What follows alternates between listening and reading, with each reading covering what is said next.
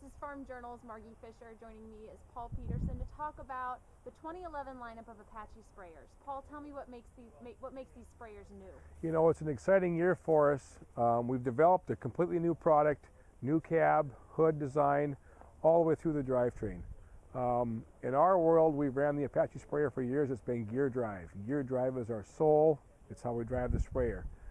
Over the years, the climate has changed as far as customers. They're requiring or requesting a lot more fluff in the equipment, a lot more features, toys, bells, whistles. And this year we've hit a home run with the new 2011 Apache. We can start at the front of the sprayer. We have a new sleek hood design.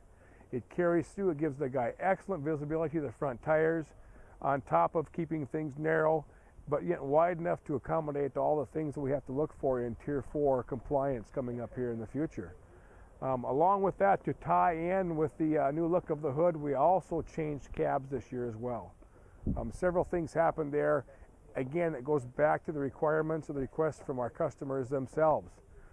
More glass, better visibility, leg room. Legroom was a big one for us this year. The operators, they're big, tall guys out there. They want to be comfortable because they're in these things for 12, 14 hours a day. So we've got more legroom. Control features, where they're located. You know, all these things have been implanted from the customers in the field themselves. They get the information as territory managers. We take the information back to our engineers at the plant. We incorporate that back in. And Paul, that's a brand new entry design, isn't it? Brand new entry design. Once again, it's coming back from the requirements or the request of the customers. They want to be able to get in the sprayer easier. I mean, fellas are not getting any smaller, let's face it. So it's tougher to get in underneath these machines, to get underneath the booms and things like that. Short of putting a catwalk out the front, which we see a lot of our competitors doing, it's easy to get in that way, yes, but you lose all visibility to your front tires. We are a true row crop sprayer. When we spray the rows, we go with the rows. In order to do that, we need to see our front tires. So we've angled the ladder, made access a lot easier to the cab, went with the suicide type door to where it's easy access there, giving the operator all the visibility he wants on top of the access to the machine itself. Something else that's been redesigned this year has been our fill station. You know, we haven't gone to the full extent of becoming completely automatic like the washing machine in the house, where you set the spin cycle, you push the button, and it takes care of itself. You know, those kinds of things in our world are a lot more complicated. They cost more money to implement, which essentially drives the price of the sprayer up, on top of increasing the possibility for failures.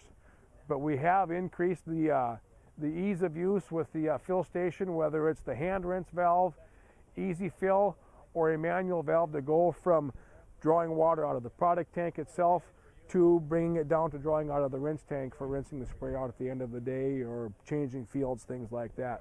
And Paul, tell me a little bit about the new features of the drivetrain. Okay, as far as the drivetrain itself, we went to a new ZF transmission this year for us. It's a new transmission for us. Been on the market for a lot of years in the industrial or in the road construction industry. It brings to the table a lot tighter torque converter, a torque converter lockup, which at the end of the day provides more power to the ground. You know, the mechanical drive has always been a very simple, efficient system. We've used it for years. We've taken it one step further with this new ZF transmission. So when we have our power coming out of the engine, in this case here on the new 1020 sprayer, when we've got 173 horsepower coming to the ground, we're using a lot of that horsepower in comparison to an oil drive sprayer where you might have 250 horse, but you're only getting about 70% to the ground. So our horsepower to the ground is a lot better, which at the end of the day gains us better fuel economy, saving the customer money.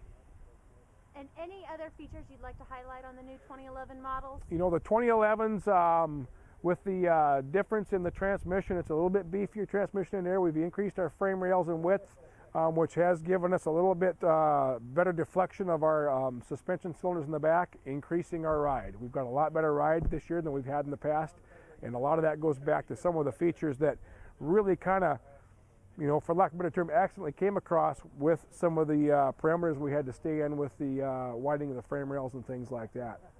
We also went to a two-stage accumulator, again, giving us a better ride.